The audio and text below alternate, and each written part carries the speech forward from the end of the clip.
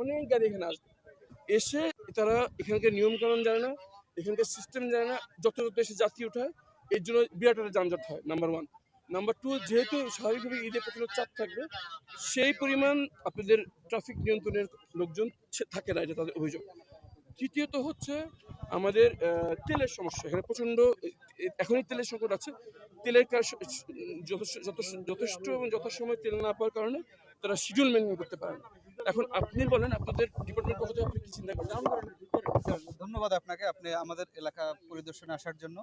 Sir এখানে ট্রাফিকের জন্য প্রথম যে সমস্যাটা আমরা নিজেরা ফেস করি সেটা হচ্ছে, আপনি দেখে থাকবেন স্যার, এই যে আপনার টেকনিক্যালের আগে ওখানে সিটি কর্পোরেশনের অনেকখানি রাস্তা কাটা আছে। আমার 4 লেনের রাস্তা 2 লেন হয়ে গেছে, যার কারণে আমরা যেটা ট্রাফিক ইনকামিং বলি, এটার একটা তীব্র প্রেশার হচ্ছে, যেটা স্বাভাবিক সময়ে থাকে না। তো আমরা সিটি কর্পোরেশনের সাথে যোগাযোগ করেছি যেন এটা, যেহেতু আমাদের ঈদের আর বেশি দিন নাই, হয়তো 7-8 দিন বা 10 দিনের মতো আছে, এটা দ্রুত সময়ের মধ্যে যেন সলভ করে। কারণ ঈদের সময় ঘরমুখী মানুষের একটা চাপ থাকে, বাড়তি যানবাহনের আসার একটা ব্যাপার থাকে।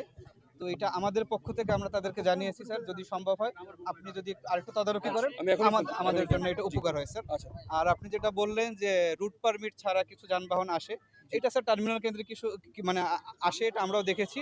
তো এই জন্য আমাদের যে নিয়মিত আইনানুগ ব্যবস্থা আছে মামলা দেওয়ার, সেই কার্যক্রম আমরা আমাদের ডিসি স্যারের সাথে কথা বলে সেটা শুরু করব।